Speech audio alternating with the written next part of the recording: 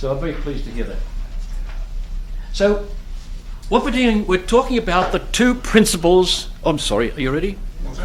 The two principles of being, potency and act. And I hope tonight it'll make a lot more sense. Potency and act. They're principles of being. They're not beings, they're principles. And we're forced to that by the obvious fact of reality. Plato understood act very well, though he didn't call it that. He called it form. He understood form very well. Whatever principle is in this being here that makes him be man, we call that form. It's a shorthand way. Not just shape, but what that principle is that makes him be man and not a dog or not a tree, we call that form. The inside fixer. That's a good shorthand way of putting it. The inside fixer. What is in a thing that fixes it to be what it is. In the case of bodily things, we call it the form. The generic title is act. And we'll see tonight. We're going to work on that now just a little bit. So on your pages, page 22 was where we were last time. You'll find, is there anybody without the pages, by the way? Have you got them, Joe? Somebody, I don't know whether this covers how far this goes. All that looks like this could provide us these questions. So let's work on, say, act. But first we'll talk about form instead, I think. If something has a form, that makes it be, let's say, a dog, or a tree, or an ant, or its relative, an elephant. But there are more than one. So there's a principle that makes it be a dog, and a principle that multiplies it, called matter. I meant to put a page in to illustrate this.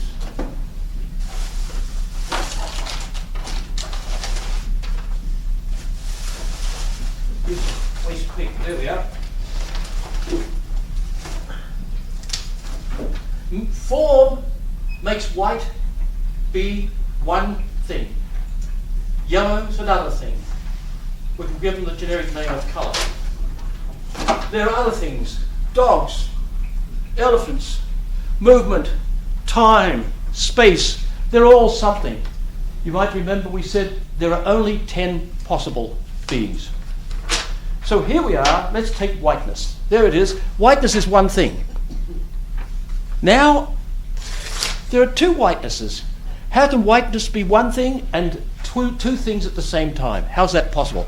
This puzzles Socrates and Plato. So he understood form very well, but he didn't understand matter. So form is what makes it be white. Matter is what multiplies it. Matter is a principle of multiplication. Form cannot be the same. It cannot be the thing that makes it one thing at the same time multiplies it. That doesn't make sense. The same cannot be the reason of opposites. There's a principle of reason. The same. Say that again? The same what? The same cannot be the reason of opposites. That's in your list of principles. If anybody hasn't got the principles, let me know and I'll send them through on the email for you. So, we have two principles. That's why there are many dogs. And why are there many dogs? A many is necessary because a few will not suffice. One dog cannot manifest all that dogginess can manifest. That's why we have dog shows. We have dog competitions. Because they're all individual aspects of dogginess. So more dogs exist because one is not sufficient to manifest dogginess. That's why there are more men than, by men I mean generically, mankind. There are more humans than one, because one doesn't manifest all that one can manifest. So many is necessary because a few will not suffice. Now, we're going to deal with B. With B, it's one thing to talk about this man or that man, but does he be? A man who, say, has 4 legs. There was a little baby born recently, wasn't there, with 4 legs. You probably saw that in the news. They had to amputate 2 of them.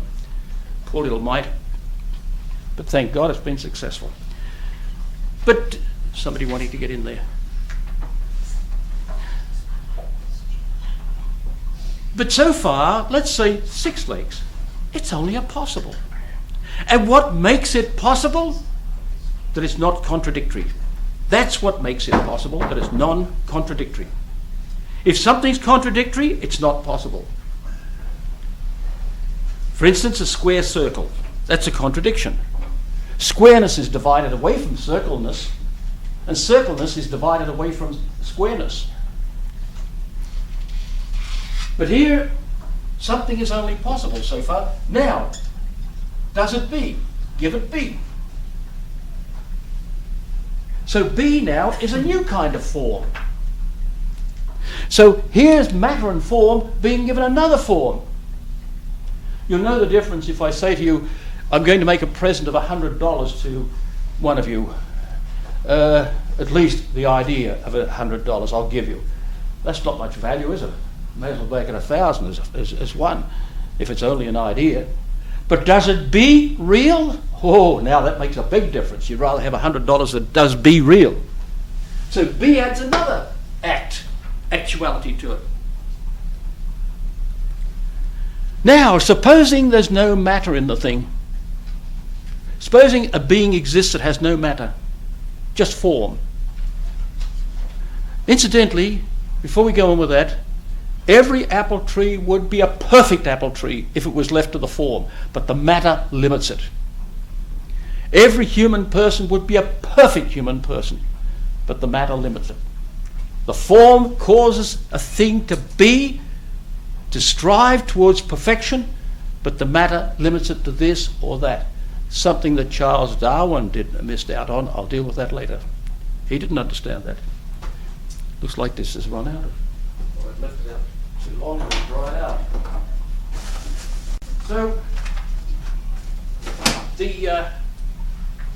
So if there's no matter in it, there's only one. It'd fill the whole species. There'd be no other species. And we have been informed through revelation that there are such beings. They're called in the English language angels, which is really a Greek word. A-G-G-E-L-O-S. Double G in Greek is pronounced eng, like NG in English. So they're angelos. We'd say angels. An angel means a messenger, but that's Christian words. What did the ancients call them? They knew they existed. They knew they had to exist. In fact, Aristotle tells us that there should be about 48 of them. That's what's necessary, he worked out. Well, that, of course, is just that's a pagan guess, of course, or a pagan struggling to see it. But he knew they existed. He knew. They call them, from their most proper property, intelligences. Some call them spirits, we'd call them today. And that speaks about their nature. The word spirit in Greek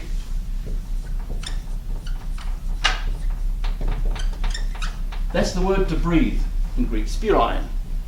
And what that means is that one of these beings, which the ancients called intelligences, because that's their most proper activity, intelligences, they called them that, but also the word spirit came into being later. And what's it mean? Well, an angel, how can you describe it?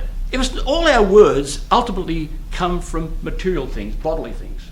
All our words come from that. So how can you describe a spiritual thing? Well, what's near to a spirit? A breathy thing. Try and grab it. You can't touch it. So we call them spirits. A thing that's like breath, you can't touch. So if then there's no matter, you can't see them. We've got none of those, what we call passible properties. We won't go into that now. We'll leave that for philosophical psychology. All those properties that our senses get at, we can't get at them. We're told we've each got a guardian angel. Well, I don't know. I've talked to mine when I'm going to bed sometimes, but I say, "Where are you, bugger?" And I can't get any response. Who was it? One of the great young women who used to talk to hers. One of the very saintly persons used to talk to hers. Joan of Arc did. Joan of Arc, was it? She could see angels walking in the village. Oh, that's right. Yes, I can remember that. But there was one of them that used to every night talk to him when she went to bed. Gemma Galgani. Oh, that's one of my pals. I didn't realise Gemma did that. She was a patroness of pharmacists, you know. And of course, you know, I was a pharmacist. Anyway, the Passionists too. I grew up near their monastery, and they had great affection for Gemma. But the guardian angel said to her one night, "Now look, you need some rest. Get into bed now, and I'll sleep over here." Because you're what? I'll sleep over here. Poor Gemma had a fright for that. My guardian angel lying down on the job. But anyway, where were we? So the spiritual thing. So if there's no matter, there'll be a spiritual thing. But it fills a whole species. So one of these angelos, these angels, is equivalent to the whole human race, past, present, and future. So I warn students always, don't mess around with the Ouija board. You're not playing with it, it's playing with you, my friend. And I see students sometimes want to look at the others and say, "Oh, what did we do last night?" They love giving themselves away. You mean that if there are 48 angels, there are not 48 species? Yeah, there'd be 48 species, yes. There would be 48. It fills the whole 48 species. But we know there are thousands of angels. We know that from Revelation. Right. Imagine what differences there are. Enormous. And they're powerful because they fill a whole species. Now, supposing this is the potency and this is the act. And the most perfect act is to be. Supposing there's none of this. There's only a pure be. Could only be one. And the name that everybody gives it in the Anglo-Saxon word is God. The name in the Greek and Latinized world is deity, or deity if you like. Deitas in Latin. So there's only one. Pure, and Aristotle didn't call it that. He called it a pure intellection. Not a pure intellect, but a pure intellection, a pure active intellection. Not a mind that can think, but a mind that is doing, it's a pure thinking, which is thinking about his own thinking. Remember, you don't know this yet, but we distinguish the various powers we have from their object. For instance, sight is different from hearing. Sight gets at colour. Hearing gets at sound. Touch gets at the tangible. Smell gets at the odorous. Taste gets at the savourous. Always the object. So, what's the object of the divine intellect? And the old pagan Aristotle lived 400 BC. I love quoting Aristotle. I think I mentioned to you before that Woodbury is the best mind I've seen in this 20th century. I studied under him for 14 years. Then when I even was teaching and was qualified, I still sat and listened to every word he taught. My God, it paid dividends. He said if Aristotle walked in the room, he'd go down and kiss the ground he walked on. Not bad for a pagan, eh? Aristotle, then Augustine, then Aquinas, Thomas Aquinas. They're the three great minds of all times. So my friends, this is a potency, this is an act. This is a potency, this is an act. So what is God? A pure act. He's been called pure act. Pure actuality. So I want to read to you what Aristotle said. I like these little books. I've got big tomes with Aristotle's work and St. Thomas's. These little student books, so pick the eyes out of their work, and it's very handy for carrying around. This is what Aristotle said. It must be of itself that the divine thought thinks, since it is the most excellent of things, and its thinking is a thinking on thinking. That's in his Metaphysics, book 12, chapter 9.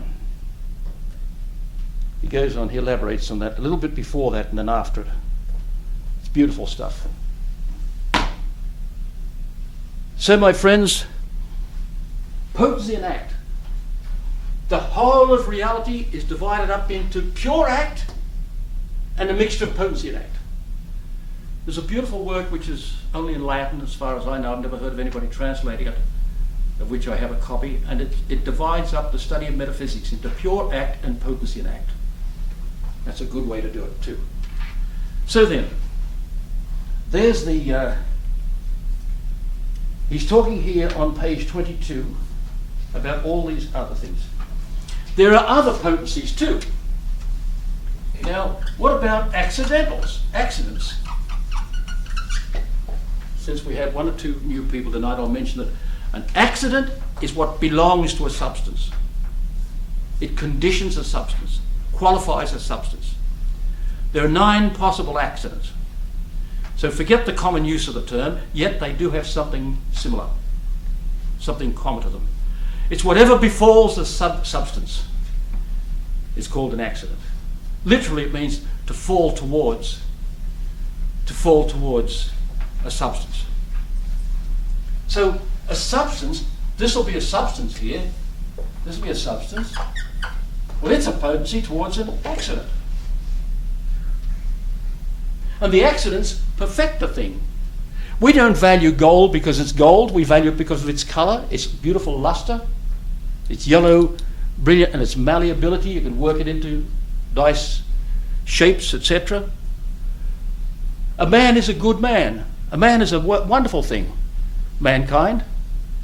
But they're better when they've got the accidents called virtues, which qualify the mind, or the intellect, the will, and the senses, the internal senses, and the passions. Accidents are, virtues are something that belong to us. We'll have a lot more to say about them later. So then, there's first of all, now we've been talking about the static order, the order of being. So on page 22, you've got division in the order of do, the dynamic order.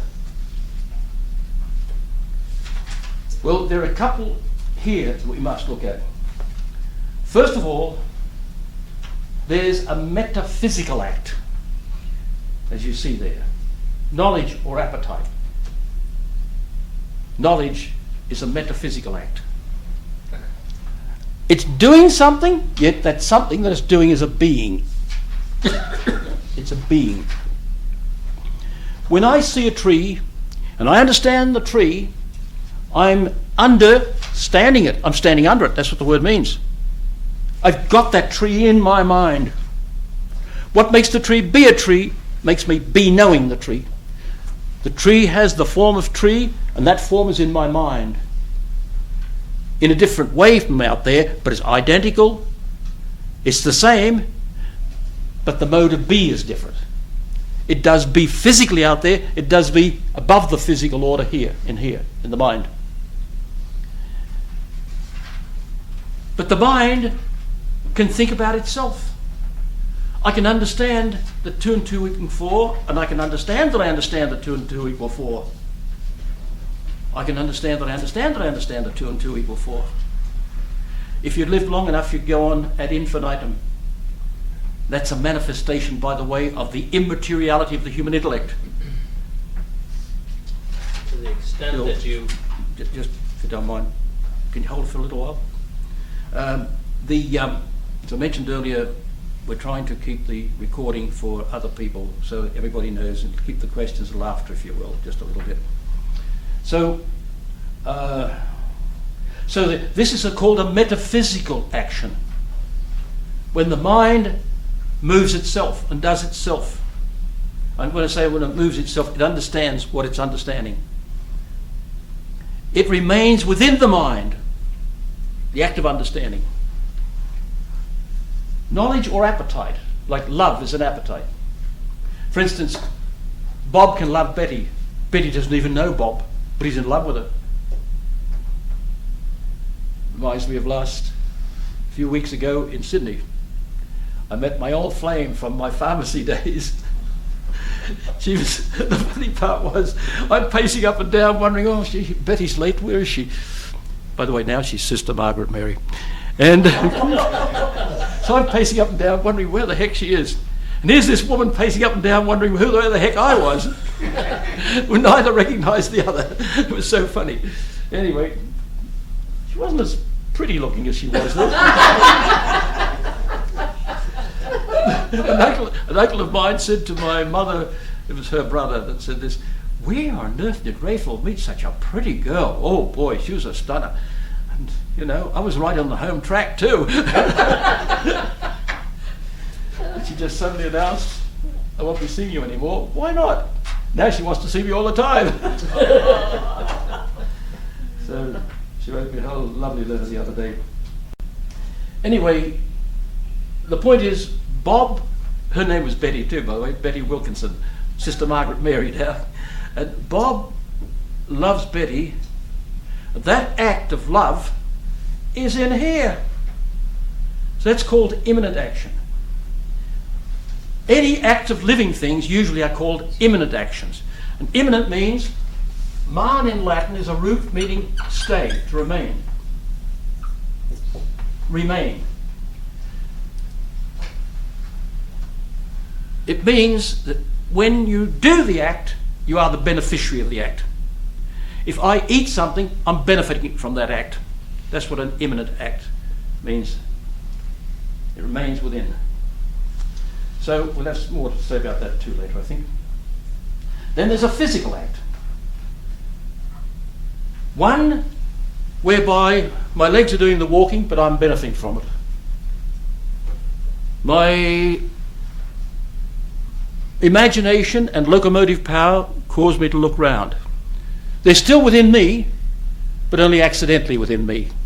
It's not the same power, but it's moving other powers. If I imagine something and my foot jumps. I saw a couple of terrible accidents, seen it quite too many in my life. I saw a man get both legs chopped to pieces. We tried to save his life, but we couldn't hold, we lost so much blood, he died of shock. But all night when I went to bed, my legs were jumping. I couldn't keep quiet. I had a hell of a night. But you see, that's the imagination causing the rest of me. But it's still within me. So we call that not it, but it's part of me, but other than me, other than the imagination. So the imagination's working overtime. Because the ideal thing to do, as I would say now, is, right, go and talk it out with somebody, then put it completely out of your mind. Talk it out, get it off your conscience, as it were. Get it out of your imagination. So then, the physical act is one that's accidentally imminent, and the other one is transitive. Here's a transitive action. It starts in me and goes to it. What's characteristic of living things is imminent action.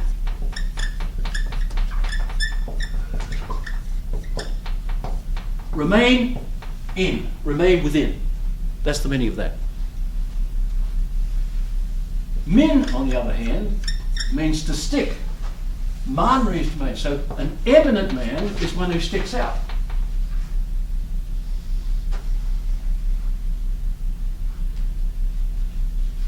And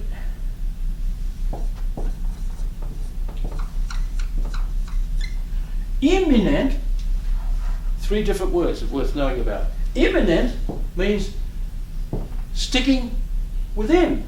This is sticking out, this is sticking within. He's an eminent man. A storm is imminent, about to happen. About to happen. But immanent means remain within. Remain within. So, all the acts of living things, all our actions are imminent actions. I eat the beef and it becomes part of me. What you eat today walks and talks tomorrow, etc. That's part of me. So they're imminent actions. I look at something, that something doesn't even know I'm looking at it, but I'm doing the act and I'm benefiting from the act.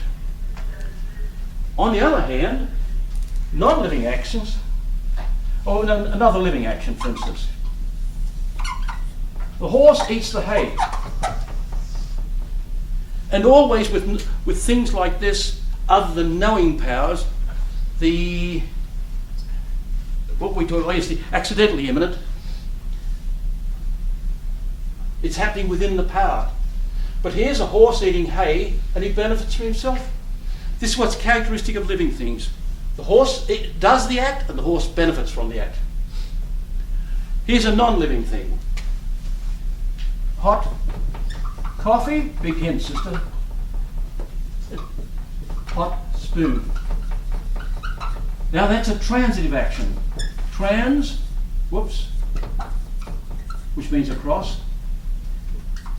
It, which means goes. Ex, it, goes out. That's the exit. The it comes from the verb eo in Latin. Eo, iri, itum. So, goes across. Hot coffee, the heat goes across. It doesn't jump out, of course. What happens is this causes this heat to come out of the capacity of the spoon, out of the potency of the spoon. That's what happens. That's the condition for the spoon, which is potentially hot, to become actually hot. And something which is actually hot has got to happen, got to cause it. It's something actually hot has to happen to it. So there we are. There's physical act. These are all different kinds of actions, different kinds of forms, different kinds of do's. Don't try and learn them off. Just look at them and sort of get the general idea. Well, lots of those imminent actions are The what? also transitive. I said the imminent actions are also transitive actions too. They- Some of them. Be careful, that's accidentally transitive. No, it's they can do transitive actions. I just did one there like that by pushing the desk. Huh. That's a transitive action, but imminent, living things can do transitive actions and imminent actions. Now, so there's the dynamic order. Now, potency is divisions. There's an active potency, and down the page you'll see there's passive potency halfway down the page. Now, active potency, also called power. For instance, the divine power. There's no subjective potency, no potency in God at all. If there was, he wouldn't be God. He'd have to be moved over from potency to act. Any potency cannot actualize itself.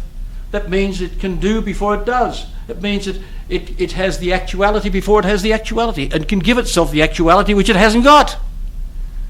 Try giving yourself $100 if you haven't got $100. Try giving it to yourself. Doesn't work. So, the divine power. But the divine power has to be something which is doable. That's why we said the other night, and we were discussing this just a while ago, that some things are doable, some things are not doable.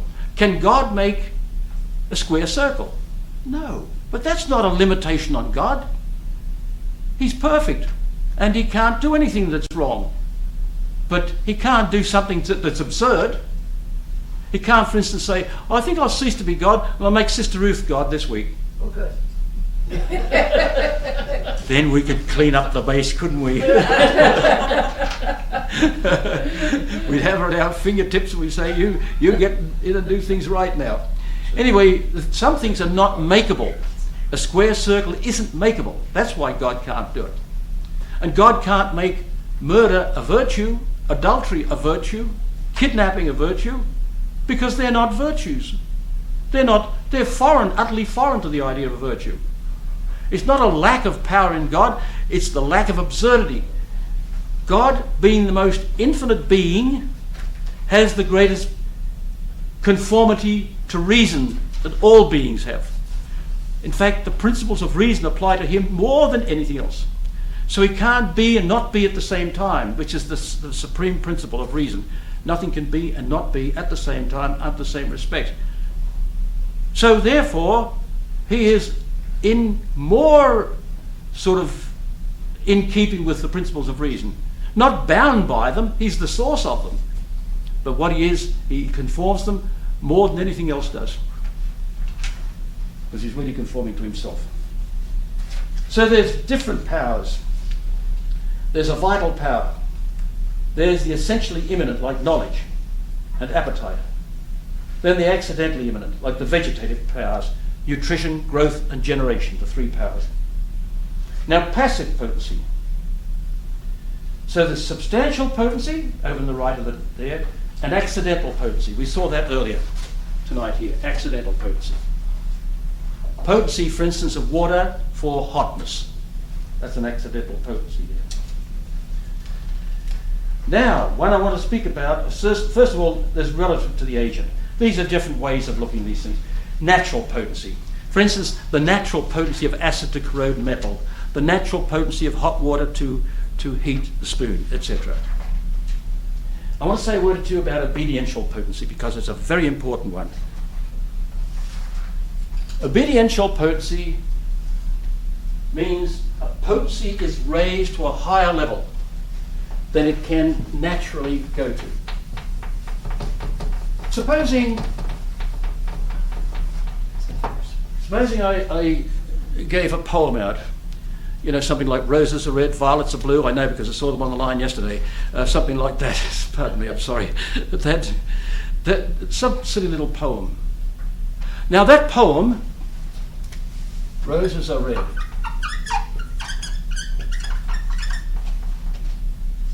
Who wrote it?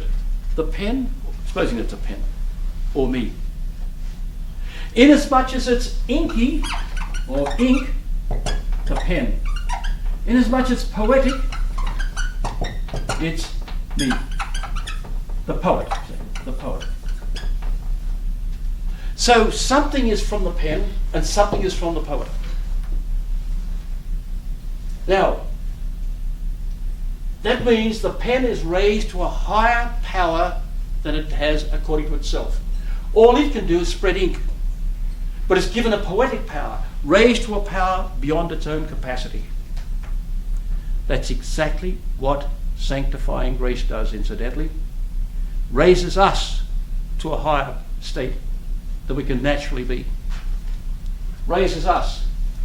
So here's man plus grace.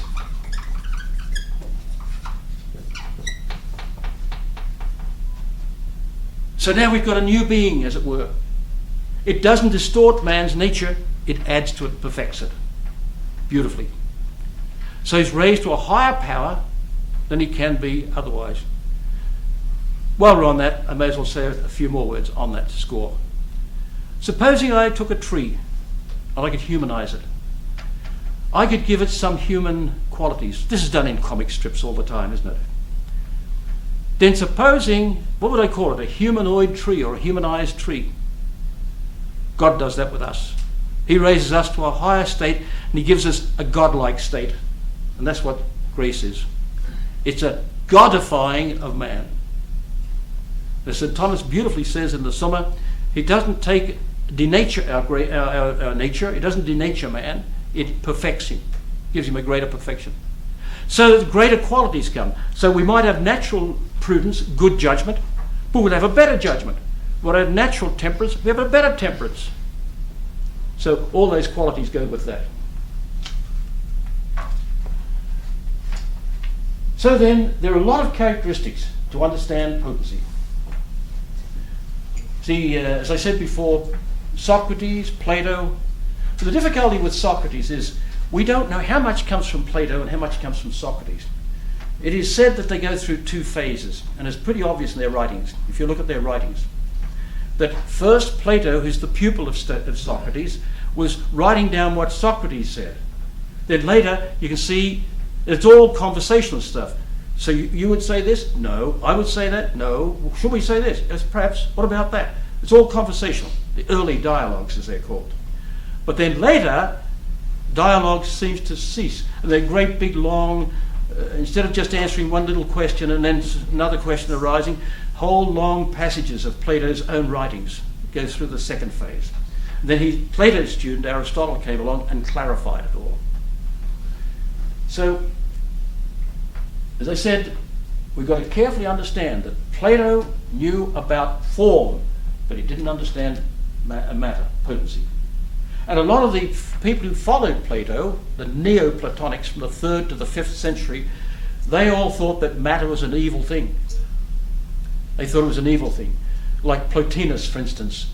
You see, there were 5 men. I thought we mentioned this before. Yes. There's Plotinus. Whoops, badly written. Then there's Porphyry. And then there's Proclus. And about just somewhere in here, there's St. Augustine. And then there's the Pseudo-Denis. And those that came first influenced those that came later. They're the 5 major Neoplatonics. There were some minor ones, of course. But none of them understood potency. So, the 5 characteristics of potency on page 26. 24, sorry. Made a bit of a mess of my glasses and I have to wear some old ones. I have to peer twice. Potency is not nothing. I should have underlined the not nothing there. It's little a on page 24. Then potency is not non-being. If it was nothing, nothing comes out of nothing. So that's definitely not nothing. In a boy who can become a mathematician, there's some reason for his ability to become such, which is not had by a dog or a tree. There's no capacity in a dog or a tree for mathematics. Potency is not non-being or mere negation or privation. Now, negation. If I say this is a non-tree, that's a negation. Or if I talk about non-intelligence, they're negations. That's lack of a good. That's what a negation is, the definition. Lack of a good. So that's the negation. But a privation is lack of a due good. Lack of a due good, a good that ought to be there. That's a privation. And a privation is an evil. For instance, in the privation, it would be this way, that if I said a tree is sightless, that's a negation. If I said a man is sightless, that's a privation. Because sight is not due to a tree, but sight is due to man. So a big difference between those two, between a privation and a negation. I know I had a lot of trouble with students trying to convince them, for instance, that evil, a broken leg is an evil. No, an evil is when you do something to somebody. Well, a broken leg is not an evil. Or you could put up with one and accept it okay? Oh, no. Well, it's an evil. The lack of a due good. In other words, the order due to a leg. So, potency is not act. It's not just a little bit of act. It's just not act at all. D, potency is not imperfect act. Well, that's what I was just saying. It's not imperfect act, sort of a little bit of act. But potency is a real capacity for a perfection. Now, what do I mean by a perfection? A form, of some form or another, that improves on the thing. Potency cannot be defined, but only described. Because we can't go to infinity with definables. You come to something where you get to things that you no longer can define them. It's a principle of things. The canny principle. Ready to receive the does-he principle. The act. So angels can't have privations. Well, they can have a privation in this respect. No, they can't have a privation. But you could speak analogously in this respect and say that Michael hasn't got the same perfection as Gabriel or something like that, you see. He lacks the higher intelligibility and intellectuality that Gabriel has. They can have negations but not privations. You must speak up if you're going to... They can have negations but not privations. Yeah, that's true. Negations, not privations. Now, note the consequences. Here we do a reductio ad absurdum, reduction to the absurd, on page 24, bottom. Food does not have the potency to become me. The host cannot be other than bread, nor the wine other than wine. The musical notes in Beethoven's Fifth Symphony cannot have any other relationship than that which they have in the Fifth. The Fifth Symphony of Beethoven. Bum, bum, bum, bum. Bum, that doesn't say anything. But bum, bum, bum, there's a relationship. Boom. That one other note gives that ring to the whole thing, doesn't it? That last note. So that's a relationship. And there's a real, it shows it's got a potency. Boom. That could be in the Fifth Symphony, it could be in the Ninth, it could be in any other one. The 125th Symphony, which he didn't write incidentally, it could be in any one of those. So there we are.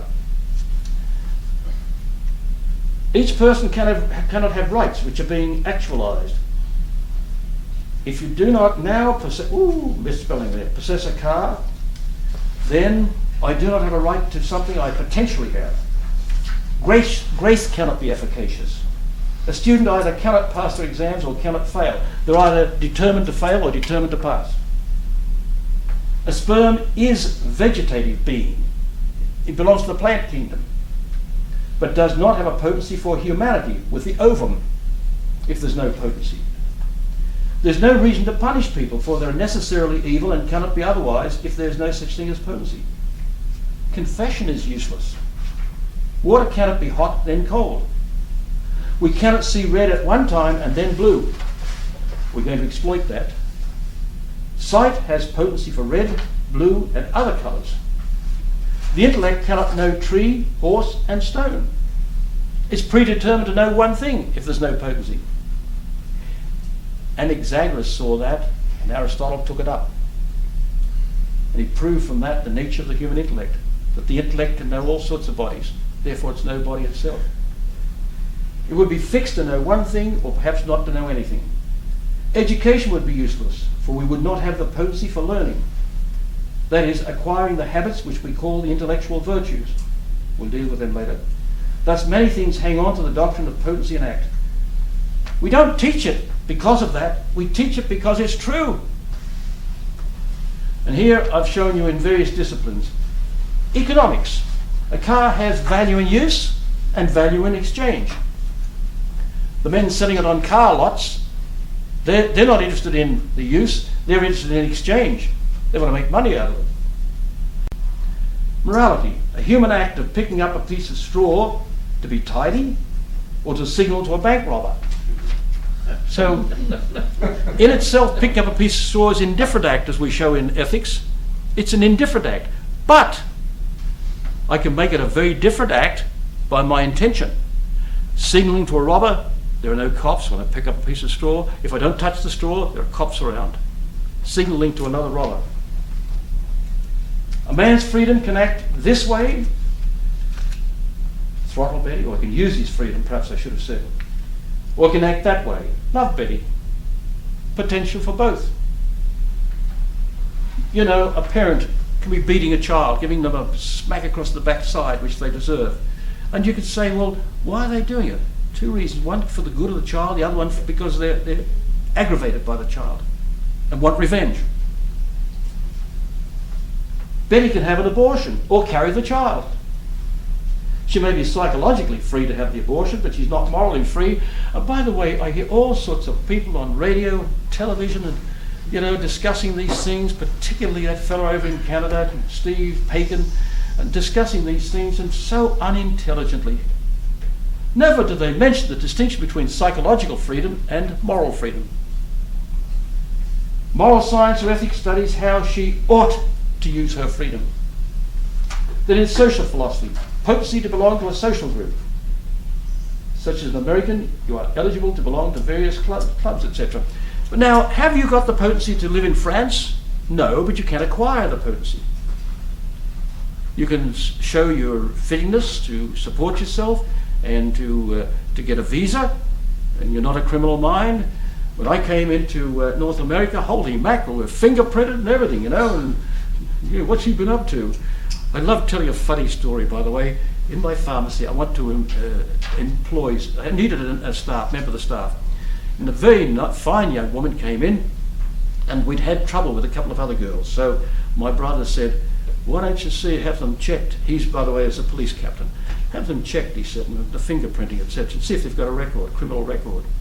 One of the girls we employed did have a criminal record. We didn't know it at the time.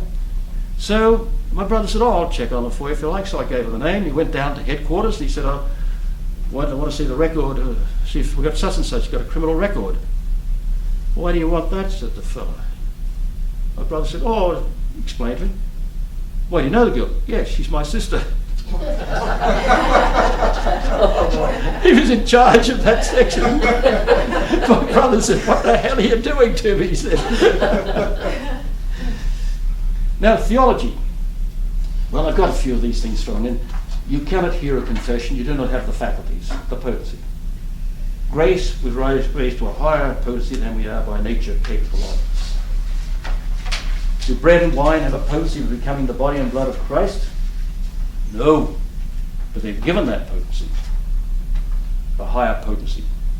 Well, actually, it's probably a wrong way of putting it. The bread and the wine, the essential form, what they are, what makes them be what they are, is lost. And of course, the substance of Christ and the blood of Christ take over. But the accidents are miraculously kept present.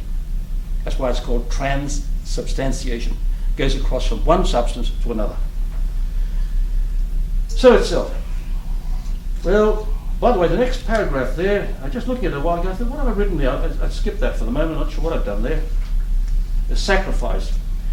While we're on this topic, we've got to be careful, I don't want to make this a theological course, but a friend of mine wrote to me from Australia and said, what's all this talk about sacrifice? The Mass is a meal, not a sacrifice.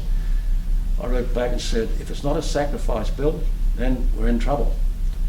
It isn't sacrifice. It's exactly the same sacrifice on Calvary, but had in another manner. That's the explanation of Maurice de la Taille. I have his works. I bought them for a song, about $1 for 2 volumes. Beautiful works. And Woodbury, my master. And Woodbury studied under de la Taille. And Woodbury teaches the same thing. That it's the same sacrifice had in another manner. Now, the tree is out there, but it exists in my imagination in another manner. It exists in my intellect in another manner again. So, likewise, same sacrifices on Calvary, but had in another manner. So, the human act. I use the example of the sexual act because, as St. Thomas says, use that and they'll all listen. The end of the act, the natural end, is new man. Now that's a potency with respect to what the other one is. The end of the agent. We know that Bob and Betty can be having sexual intercourse. But what's the purpose, in other words? That's the end of the act, is reproduction of the species. That's the natural end, which is evident psychologically, physiologically, and physically. I can never understand a secretary for the Council of Churches, which is a group in Australia, of course, and in Great Britain, in different countries, English-speaking countries, and I couldn't understand my good friend Clive, who was the secretary for that organisation, saying, I can't see how sex has to do with making children. Reproduction. Physically, physiologically, psychologically, the physiology of a woman's body, holy mackerel, it's a magnificent, the most magnificent manufacturing unit that God ever made. And to say it's not for the sake of reproduction of children. They say it's, was it for recreation, not for creation. How stupid. So the point is, what could this human act, it has this particular act here now, by a human act, for those who have not studied the ethics course, a human act is one which is freely and intellectually done. In other words, you know what you're doing and you do it freely. That's a human act. Intellect and will play a part. So the end of the act, the natural end, is new life man. But the purpose of these two on this occasion can be love, pleasure, new man, Saturday afternoon, nothing else to do, exercise, or it could be an act of revenge. Students, you should have seen their faces when I read these out. Revenge? Yes, her old man did something to his old man some years ago, so he's going to get her pregnant. He'll get revenge. My friends, is the coffee pretty ready, do you think? Oh, yes. but- Well, let me tell you first of all what happened to a friend of mine talking about potency and act. He found out that by, he kept porpoises, and he found out by feeding them on seagulls they would never die. He thought, this is great. So he went out and he shot a bunch of seagulls and came home with a bag and full of them. And he found on his front doorstep a lion sound asleep. He stepped over the lion very quietly, got in the door, breathed a sigh of relief, he's safe. Just then the FBI arrived and charged him with transporting gulls across a state line for immortal porpoises. You're fired. Coffee time. The cookies are by Paula and our dear friend over here.